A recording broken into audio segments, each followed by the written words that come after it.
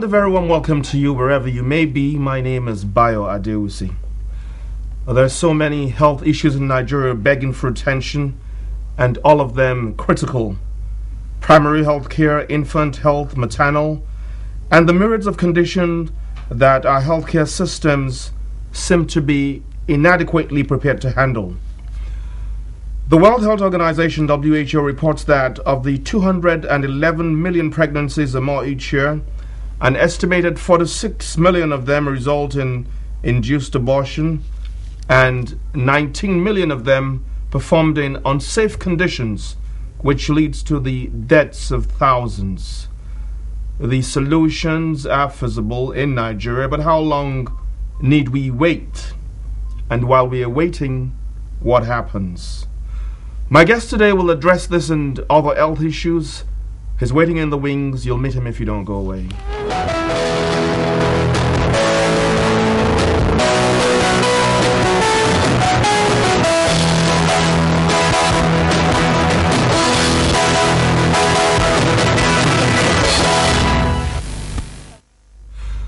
My guest qualified as a medical practitioner 3 decades ago. His exposure is global and he has won numerous awards both nationally and internationally. He has a passion for empowering women, and naturally their health matters. My guest has for the last 8 years been the country director stroke team leaders of Ipas Nigeria.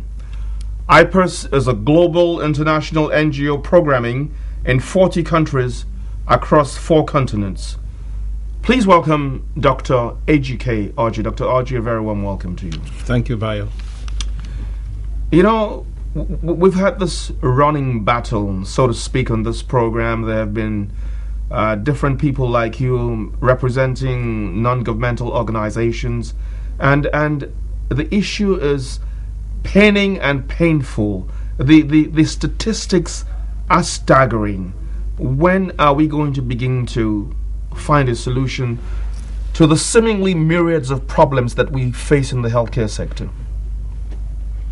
Well, thank you, Bayo, for the opening statement. A lot of people have been talking about it. When are we going to find solutions? I think that is the question that is begging for everybody to answer.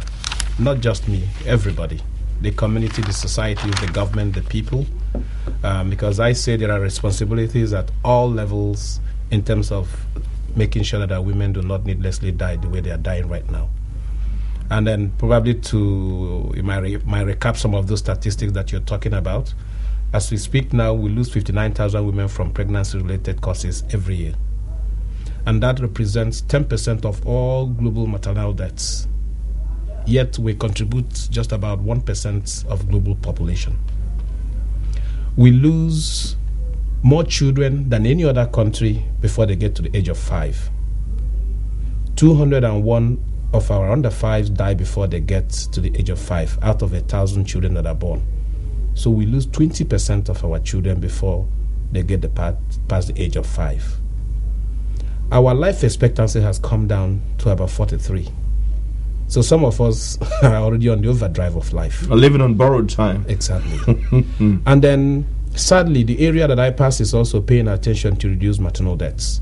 A recent publication from Center for Reproductive Rights with a local NGO here, quoting government sources, did say that we lose 34,000 Nigerian women from complications of abortion every year. India, that is 1.2 billion, loses just 8,000 women from complications of abortion every year. From 140 million, we are losing 34,000. Now, I don't know what else to say. That it looks as if we're at war with our women in this country. These horrible statistics are always seen in conflict zones. But Nigeria is not at war. Nigeria is enjoying a peaceful, democratic process of governance. And yet, it seems as if the nation is at war with our women. Nothing is stopping those deaths. There are a lot of government interventions, but it looks either, there's a saying in my place that when a man or a butcher is cutting a piece of meat and the meat is not being cut, they will say it's either the knife is not sharp enough, yes, or that the person that is cutting does not know how to cut. I don't know which one it is. But what I do know that on a daily basis, by the time we're through with this program, a lot of Nigerian women would have been put to the grave because of trying to advance mankind in Nigeria, or trying to even terminate a pregnancy they don't want, regardless of how it came. Okay, let me, first of all, what part of the country are you from?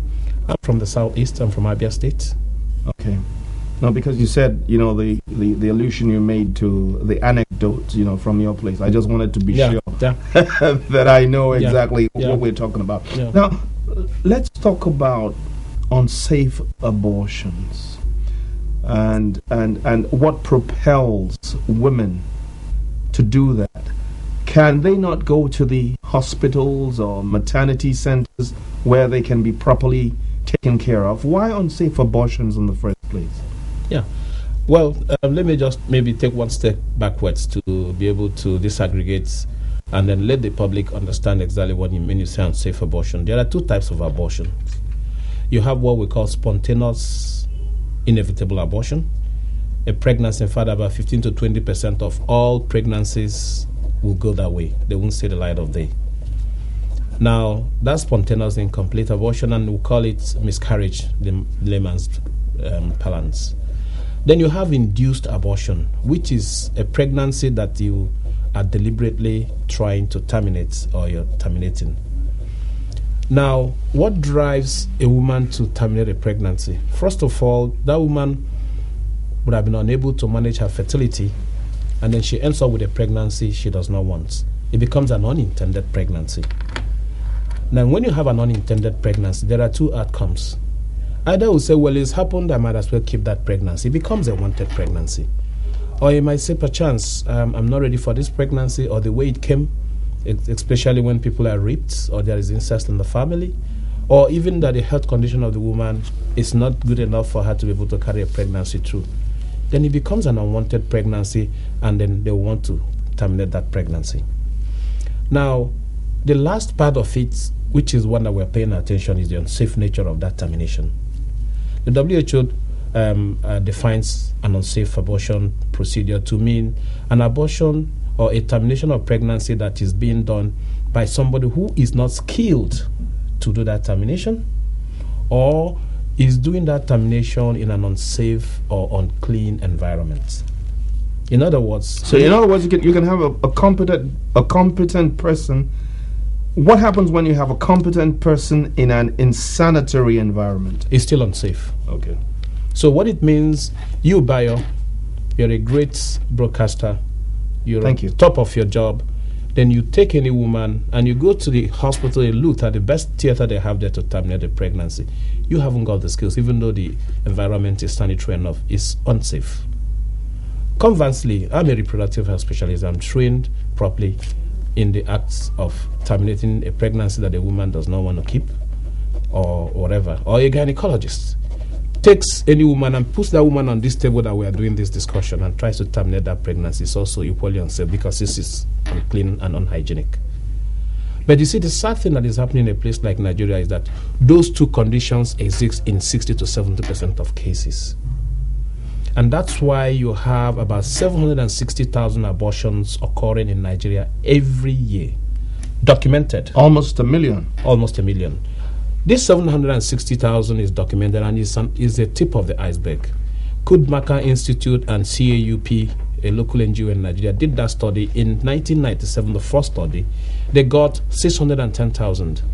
They repeated that study in 2005, and they now have 760,000. How reliable are these reports, these statistics? In terms of, let's say, looking at the minimum, they are very, very, very, very relevant, and I can say it was a good job because these two organizations are very strong research organizations. One is global, one is local. No, but I'm talking about the reliability of these figures. What's the process? What's the modus operandi? Well, the studies they did it in spread across the 6 geopolitical zones, and in terms of research outcomes, it's been shown that the processes they used are very, very scientific and they can stand the test of time. So they are reliable. I will tell you. Anyway, you are a very experienced doctor. You've been practicing medicine for 3 decades now, and you've had exposure to the practice of medicine not only here in Nigeria but elsewhere across the world.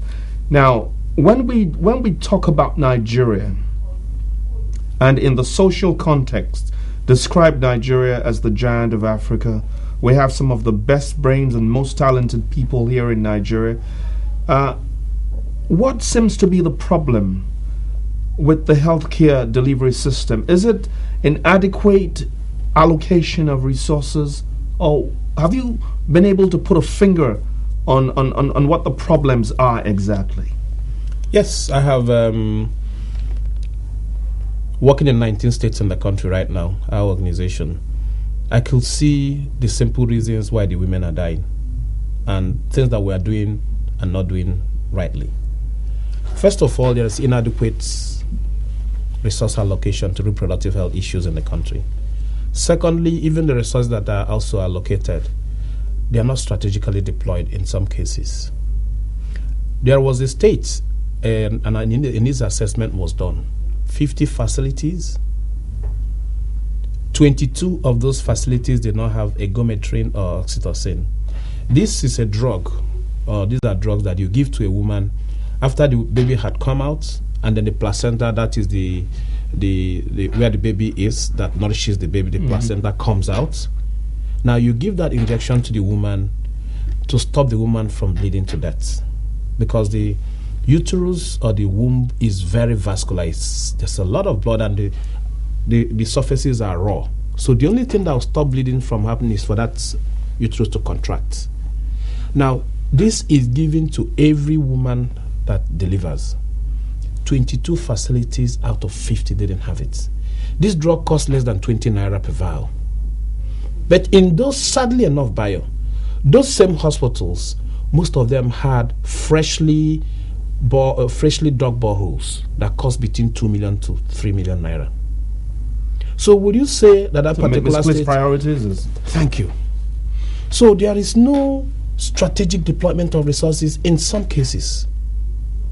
We don't do the simple, and I call them stupid things really, that will save women's lives.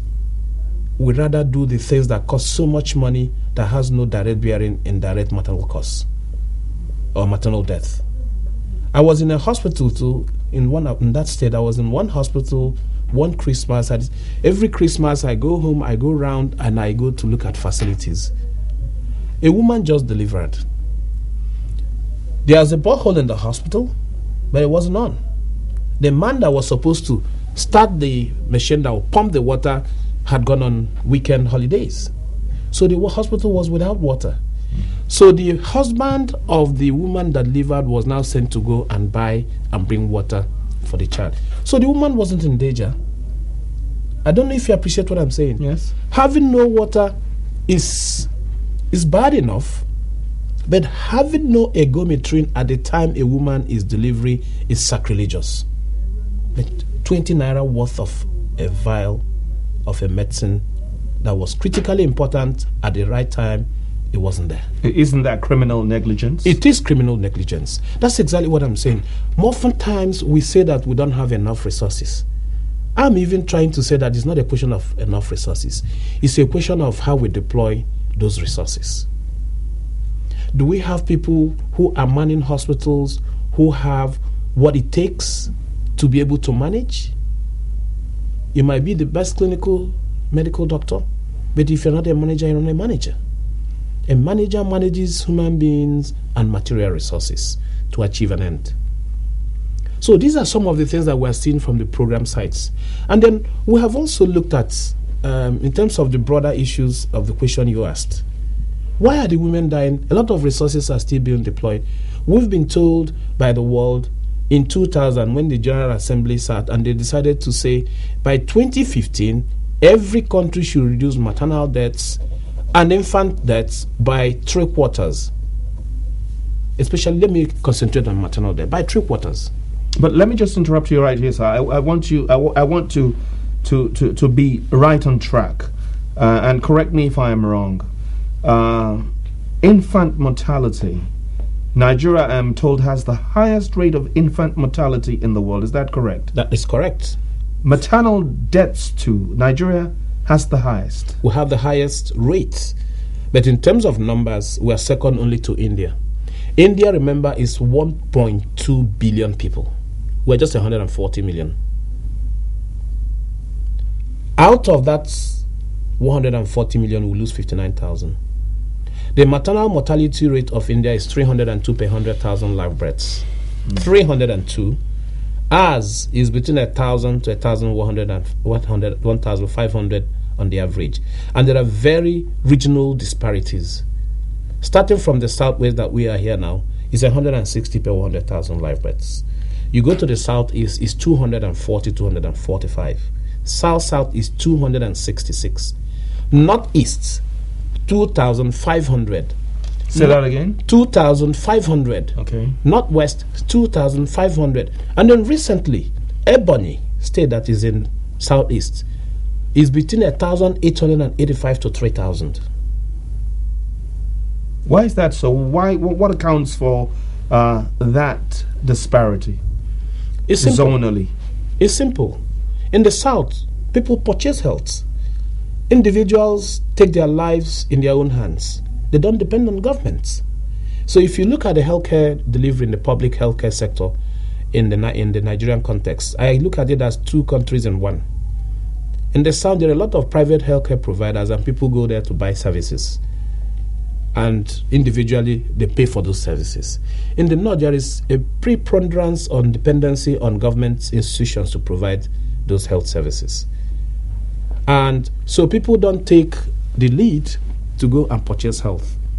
And then if you look at it conversely, the public healthcare system is even better developed in the North than in the South. If you look at the demands made on them and the number of women that are treated in some of the public hospitals. You were giving me a very interesting case point, and that's the situation in Kano State. You said something exceptional happened there. Yep. In 2001, during the Kwankwanso regime, the Commissioner of Health, Dr. Mansour Kabir, great Nigerian, introduced free maternal services, convinced his governor. And he told him, just give me 9 million, sir, every month. The governor said, only 9 million? Give him 9 million, bio. That was what Dr. Mansour was using to run free maternal services in Kano. And so what were the results? Now, the results were very, very, very interesting. Within 1 year of introducing those services, they did an analysis and found out in Murtala Muhammad Hospital, services had jumped up by 150%. So what was keeping those women away from the hospital? People say it's one thing or the other. The women don't know they should go to the hospital. What is keeping them away is cost. Cost is the barrier. 200 naira was the cost of delivery services in Murtala Muhammad Hospital. That cost 200 naira. 200 naira. When that cost was, the women were coming to the hospitals in droves. So nobody would tell me they didn't work. Kano State has the best model of free maternal services. Even as we speak. As we speak, the Malam Shekarau's government continued where Kwakwanso stopped. And I hear now that he has even increased the cost of delivering those services to about 15 million naira a month. A lot of women's lives are being saved, but there is still more to do. So, and that was talking about what do we do? Because a lot of people like me and others who have been saying things are bad, but let us provide solution and suggest. And I said there are 4 key things that we do who can stop these deaths very easily. We've seen with the Kano State example that cost was a barrier. So, on the interim, say, let's do a 5-year Marshall Plan on health, reproductive health. Pay for those services. The next thing, Kano State found out also that by the time they were providing the service, they didn't have enough nurse midwives to man all the hospitals. So employ nurses, pay them salaries they can't refuse, and send them to the rural areas. And I propose for the services, use the 9 million naira as a benchmark. Kano, remember, is one of the biggest states that we have in the country in terms of population. Use that across the board, and that gives us 9 times 37, that's 36 states plus Abuja, times 12. It gives you 3.3 billion. For the nurse midwives, pay them about 50,000 naira and pay them another 25,000 and 50% of the cost of their the salary as a bush allowance. I can tell you, majority of the nurse midwives that are in the state capitals or in the urban centers will go to the rural areas. Let the federal government take that. Does that eventually solve the problems? What it will mean is that the women will have the services free, and somebody to provide those services will be there. Remember, only 33% of our pregnant women have skilled attendants attending to them when they are delivering. And that's why we have this horrendous... Only 33%? Only 33%. So that's why most of these women are dying. So you have a 67% that... that are either delivering themselves or traditional birth attendants are delivering them. Is there anything particularly wrong with traditional birth attendants? The only thing that is wrong with it, I don't have any problem. The normal pregnancy, like I say, some women deliver themselves. Pregnancy is a natural process, but there's a percentage, a very small percentage of women who will go into complications. And that's where all the deaths come from. The TBA is not trained to handle those complications. So the TBAs have a rule. Traditional birth attendant. Okay. They have a rule. The rule they have, for pregnancies that are complicated, they should be taught to recognize those signs early and refer accordingly. But what happens is that the TBAs keep these women beyond what their skills can take, and they eventually die in their hands. But because the TBAs also have one thing that our doctors and nurses are lacking nowadays, personal interactive relationship with the patients. So even if the woman dies within the process of having a baby, they'll say it's God that brought it, that the woman has tried her best. Whereas she actually directly killed the woman. But the women will continue to go to the TBAs because the provider-client interaction is of the best quality with them. So you've spoken about resource deployment, albeit sometimes in a strategic manner. It's not being done as strategically as it should. But what about basic education and sensitization? By that I mean, do the women know what they're supposed to do at what stage? It's one thing to have the facilities in place. It's another thing to have the caregivers or the care providers. What about the knowledge of what to do when? Yeah. Is that readily available? No. And that's exactly the point I was trying to make. We derailed a little bit when I was talking about interventions. First, I had said you provide the services free. You provide the people that will provide the services also. Then the next component is providing money for sensitization and mobilization. Not just the women, even the caregivers. There should be attitudinal change within the healthcare sector in the country. To know that any woman that is showing up in a health center, the woman is coming to collect a debt owed her, because the Nigerian constitution says that every woman in Nigeria has a right to health information, right to life. So that component, about 1 billion, should be put in sensitizing the women, mobilizing them to come to the health facilities. But the also health facilities should be ready to accept them. Otherwise, there will be a negative impact and they will stay away. But most importantly, the health worker must be properly motivated. And what do I mean by motivation? If you tell a doctor to go and live in a rural area to offer services, Bayo, you are in Lagos here. You can go to Ikoyi Club and play golf or play tennis and meal around with the big people of the society. But you tell a doctor to go to Ekpe to stay. He has also social needs. So this simple and basic thing you do is to give him appropriate, comfortable housing. He might decide to leave his children in town. So the health worker also has to be motivated in a way that going to rural area will be a thing of joy for him, not like a punishment to him. And that's why you have the gross geographic disparity between the urban centers and the rural areas. And where the problems are, 70% of our women are living in rural areas. So majority of the healthcare personnel that we have in the country actually catering for 30% of the population. And that's why there are no deaths really coming from that 30%. The deaths are coming from that 70%. So would you say, is it a time that we really overhauled or revolutionize the system. You know, when we talk about healthcare delivery, I think a lot of undue emphasis is placed on the role that government plays. I know that the private medical sector is also playing its own part, but there doesn't seem to be sufficient coordination between both arms. Isn't it time we really took a different look and a different approach to the healthcare delivery system in Nigeria? It's not something that's not doable, is it? We have put in everything any country needs to put in terms of policy. The only problem we have is implementation, having the will and the wherewithal to implement. Now, a good manager has to be properly trained. You don't just bring somebody because he's a doctor or because he's a good nurse or because he's a nice guy and make him a manager. No. There are certain set of skill sets somebody that is a manager needs to have before he can deliver or she can deliver. That is the problem. Now, in terms of what is it that we can do to make these things work, it's so simple. The federal government has already introduced National Health Insurance Scheme. When I was talking about the Marshall Plan, it's for a short term. If we have to meet the Millennium Development Goal, because the Millennium Development Goal says by the year 2015, our maternal mortality should come down to about 200. Whereas we are going the other direction. We are at 1,000 to 1,500. We're not coming anything near it.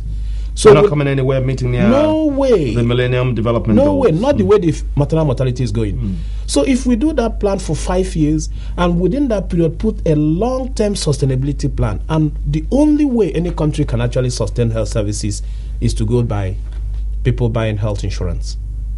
So the ideas of being community health insurance scheme has started. So that should be pursued vigorously. Yes, but what about the 70% that you just described who live in the rural areas and do not really have the financial wherewithal to buy into this national health insurance scheme? What happens? Yeah, that's exactly what I'm saying. On the short term, but the underlying thing is to eradicate poverty. Because I do know that there is a lot of government programs that is supposed to eradicate poverty. So all these things have to be going pari passu. No one should stop because the other one is running. Within 5 years... Yes, sir, but that seems to be the big problem, because the resources are not endless. The resources are not limitless. So there are things... You were speaking about reproductive health care and infant mortality because you have a passion for that direction. Exactly. But even within the medical care system, there are all other kinds of areas. Some people are passionate about cancer. They've come with cancer foundations. You know, old men or not so old men are having prostate cancer. There's cancer of the cervix. There's breast cancer. So whoever is directly connected or hit is passionate about what hits them. So we're talking of a myriad of challenges here, aren't we? I do. The resources from government don't seem able to fill the holes that have been dug. So this public-private partnership that's been mouthed over a period of time, what force can be given to it to the extent that it really makes a difference to our healthcare system in Nigeria? Public-private partnership is a very good way to go, but only in the context of knowledge development. In a recession, we have, I think they say, first of all, you start with a slowdown. You have a recession, you get into a depression. And then I think in a recession like there's a global recession.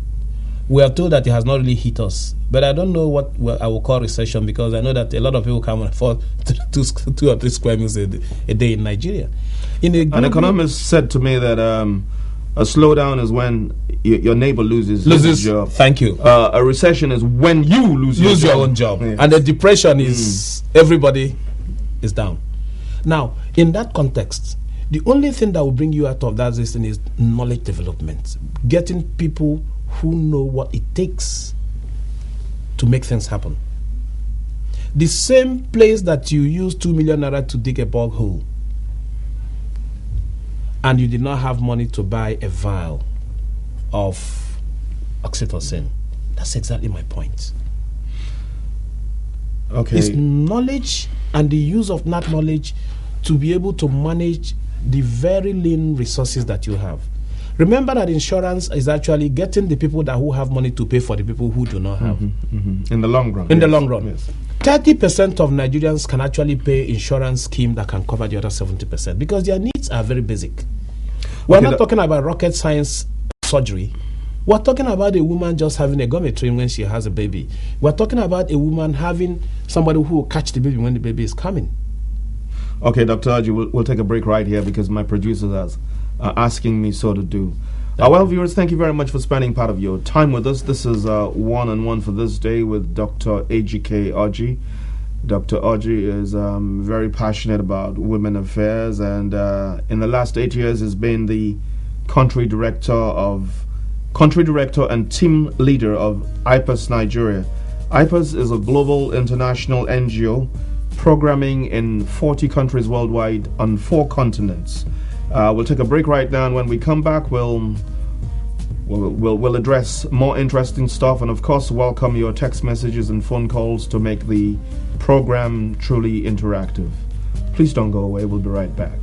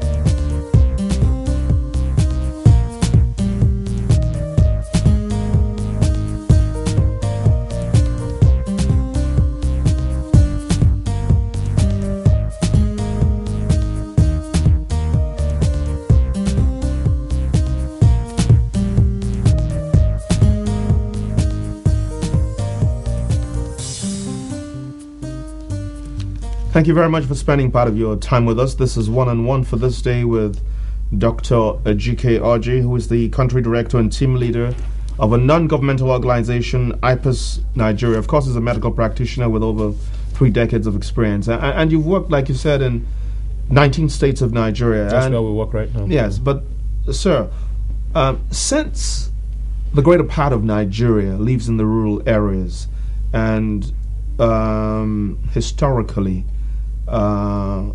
herbal healers and traditional healers have been the people who've played the role of the birth attendant that you describe. Shouldn't there be more of an acceptance and an interrelation between conventional medicine and this people who provide services to our teeming population, particularly in the rural areas? Yeah, you cannot wish them away. They were there before we were born, even before our forefathers were born. What somebody like me has been advocating is a way of regulating and standardizing what they're doing. In a modern society, you cannot just let people just do anything that they like without any standards. This naproxen, this drug for sickle cell disease that NIPRIT developed that they are given to sickle cell disease patients, was actually gotten from a herbalist somewhere in the West. So there is some level of potency in some of the drugs that they use. But the only difference here is that in a modern world, there are scientific bases of doing things and measuring and evaluating. Would they be able to meet those standards? If they must continue with them, they must be subjected to those standards. And a clear example that what used to work probably is not working right now is 70% of these people that are dying we're talking about are being attended by those people. If what they were doing was working the way it should be working, should those deaths be coming? That is the very critical question. Because oftentimes people have asked me, Ejike, can you assess and say whether our healthcare is doing well or not. I said I won't answer that question. I'll just give you global benchmarks for healthcare systems. Delivery, okay. By the time I give you, you make the assessment yourself. So if you ask, the 70% of our people who are going to the alternative medicine people, how wonderful is their health condition? You see the health condition is not improving. A lot of people die from stroke. They always say that it's one grandmother of the enemy that killed him or killed her. Our people always will find mysterious or superstitious ways of explaining away deaths. But sir, if we take a look at a place like China, we see that there is a greater collaboration between orthodox medicine and their traditional way of healing. Yep. You know, acupuncture, the taking of herbs, you know, to alleviate different... I'm saying all of this because in Nigeria today, maybe because of a change in lifestyle, there are diseases and conditions that were unheard of maybe 3 decades ago. And, you know, because of increased pressure, people are under a lot more stress. There are more cases of stroke and all of that. Those diseases have been there with us, Bayo. Yes, okay. Remember, in my opening statement, in answering those questions, or this question, the Chinese people have standardized their own alternative medicine. We haven't. That's the difference. And then, talking about whether new diseases have appeared, yes, maybe some new diseases, but the most important is that the diagnoses are better. There are modern diagnostic methods that you can use to diagnose a disease. Things people now said in those days, they did him one hand and one leg. As a kid, I was hearing that. His enemy did him one hand and one leg. What is that one hand and one leg? Paralyzed in one hand and paralyzed in one leg. That's a stroke, yeah. It's a stroke, Bayo. Okay. I grew up hearing that. And they never believed that the man died of, or that the man had a stroke from increased blood pressure, or there was coronary heart disease. Nobody believed it. Even as I speak to you now, even professors still believe that when they have a stroke, that it is that their brother that is in the village who didn't like their face or faces, we are the ones that are doing it. Okay, let me get back to this critical area, because it's also an area that interests you tremendously, and this is the area of abortion. And a quarter of unsafe abortions, alarmingly, are among teenagers between the ages of 15 and 19. So, in Nigeria, for example, can anybody who wants an abortion get it? What are the laws? What are the constraints and challenges? Okay, you even say it's not a quarter, Bayo. 60 to 70% of all abortions are from young people. And the number of deaths also that are also within that age group. Now, the driving force for those deaths in Nigeria is the law. People have been so emotional, and there is ostrich hiding when it comes to abortion. Whether we want to know it or not, so far as there is a man and there is a woman, there will always be sexual relationship. There will always be unintended pregnancies if fertility controls are not put in place. We are preaching abstinence. It's very good to preach abstinence, but there are some people who will not abstain.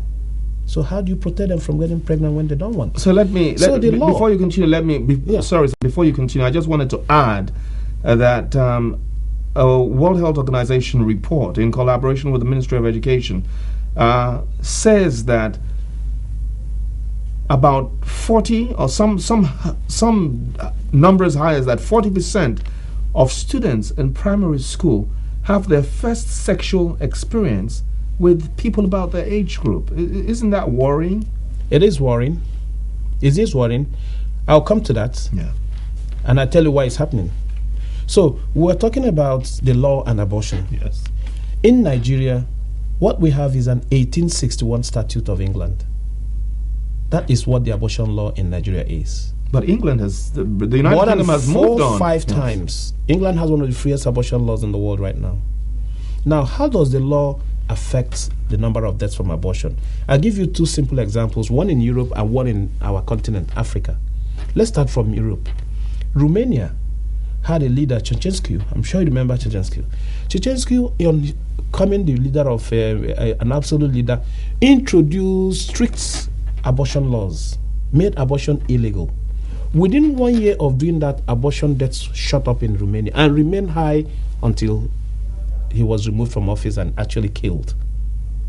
Within 1 year, abortion deaths fell precipitously because the first thing the parliament did was to decriminalize abortion in Romania.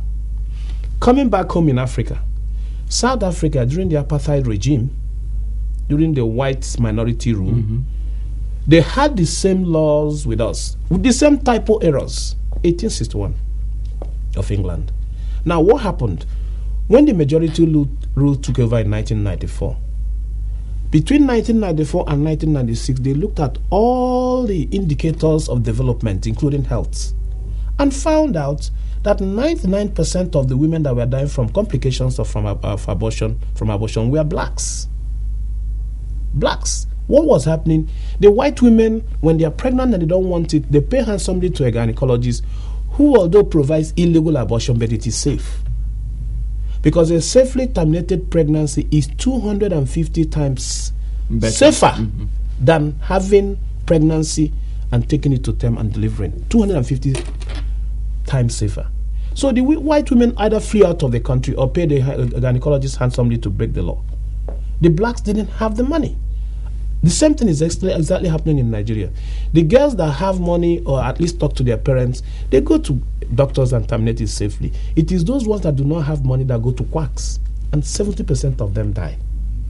Now, when the majority rule, black majority rule founded, they now did a comprehensive review of their abortion law and introduced what they called Termination of Pregnancy Act. As I speak to you now, they celebrate the 10th year because it was introduced in 1996 or so. They did a 10 years analysis of that law. They found out 95% of all abortion deaths had disappeared. 95%.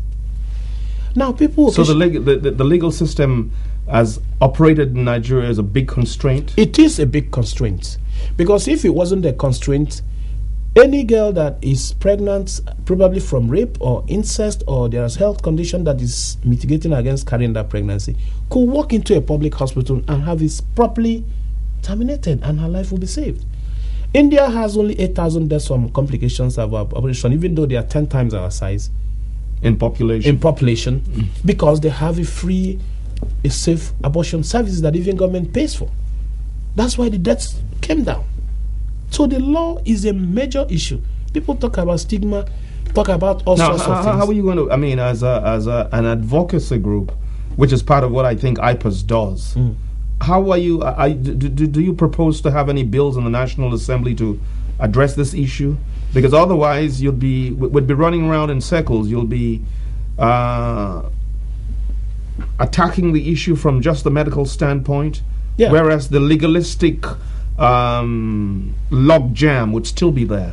Yeah, I completely agree with you, because what we are doing in Nigeria, I reckon, is described as we are mopping the floor while the tap is still open.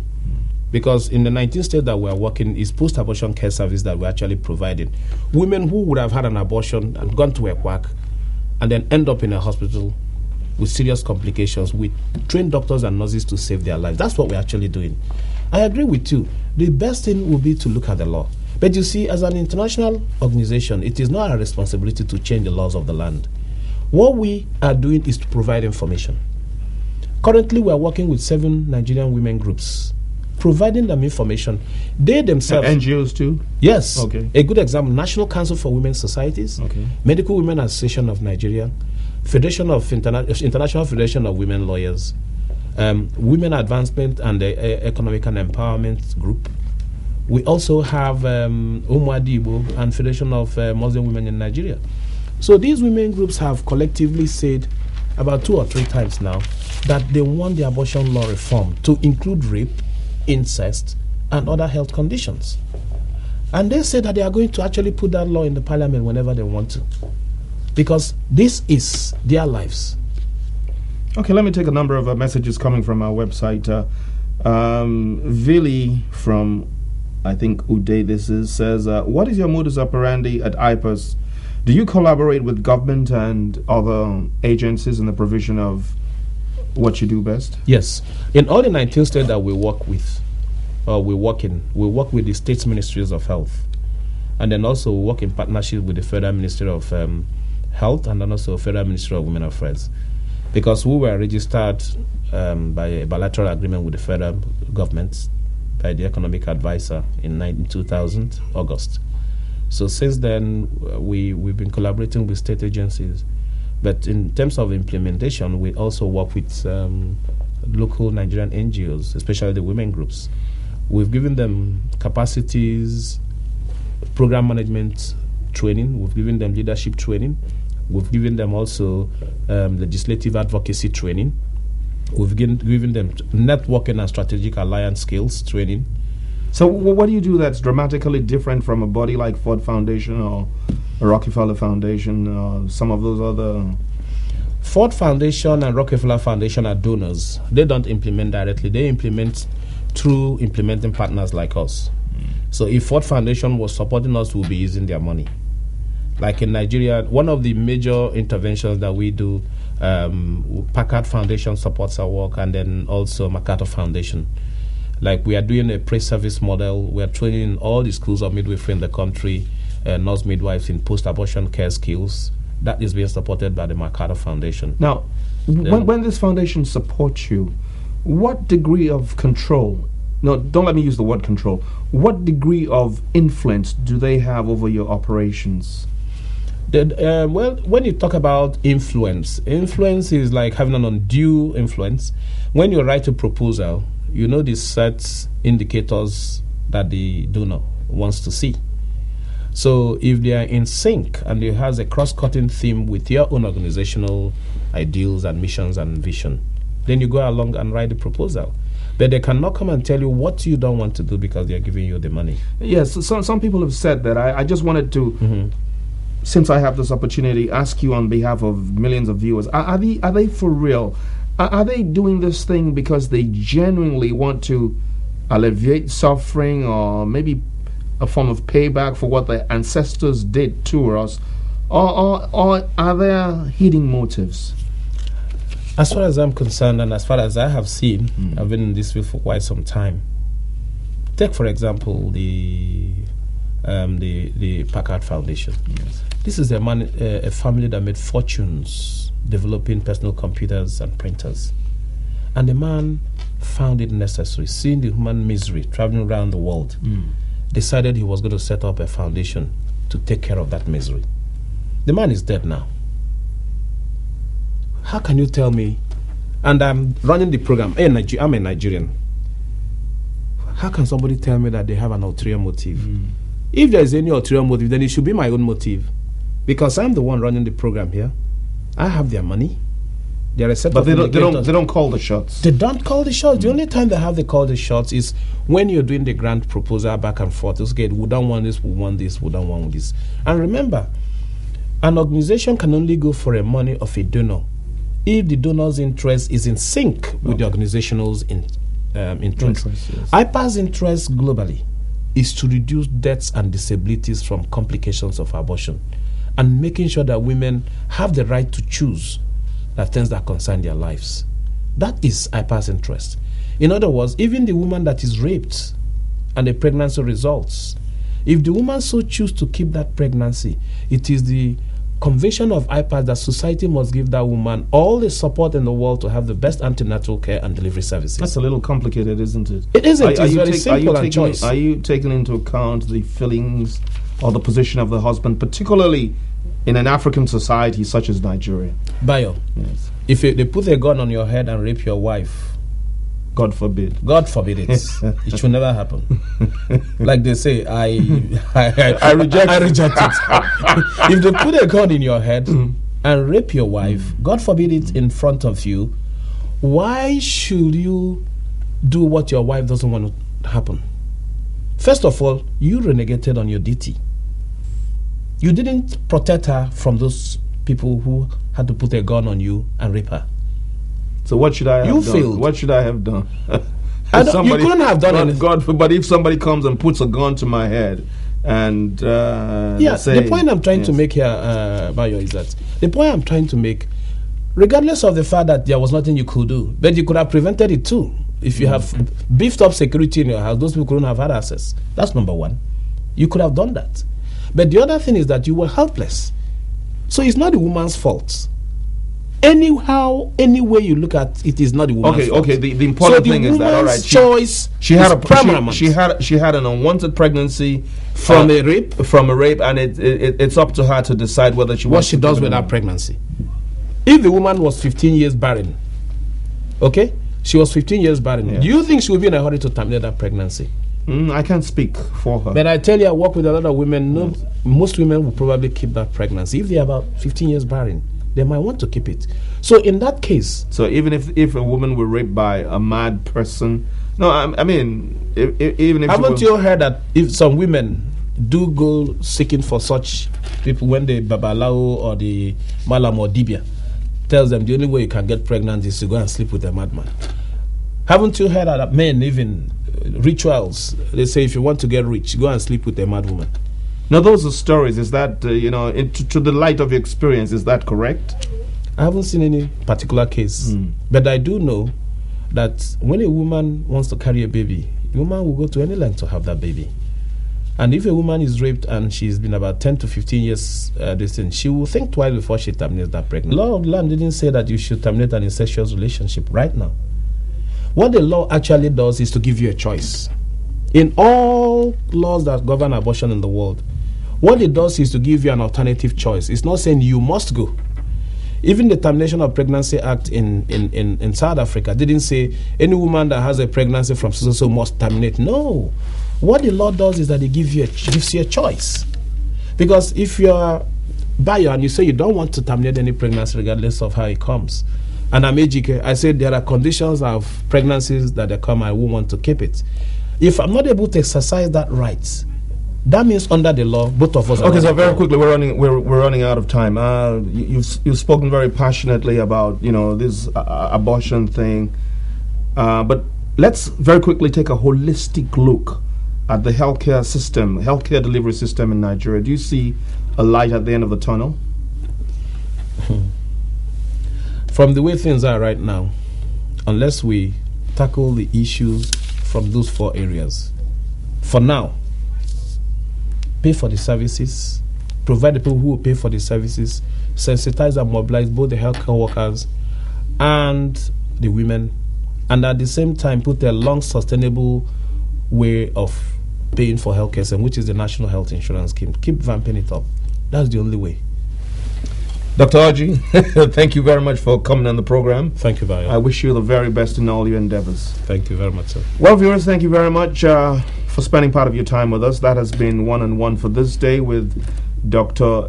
Ejike Oji. He's the country representative and country director and team leader of Ipas Nigeria. Ipas, as I have said a number of times, is a global international NGO programming in 40 countries on 4 continents.